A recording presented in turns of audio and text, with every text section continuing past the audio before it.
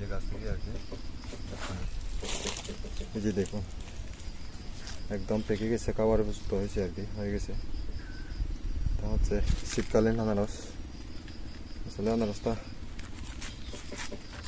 বাইরে থেকে দেখতে যতটা সুন্দর, ভিতরে কীরকম হবে বুঝতে পারতেছি না।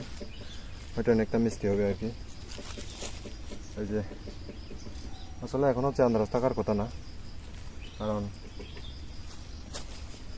আমরা যে সময় আনারস চারাগুলো উঠাই আর কি, সে সময় হচ্ছে আনারসগুলো থাকে না। কারণ আনারসগুলো বহুত আগে, অনেক অনেক আগে আমরা কেটে ওই বিক্রি করে দিই। তারপরে হচ্ছে শুধুমাত্র গাছটা রেখে দিই, গোড়াটা।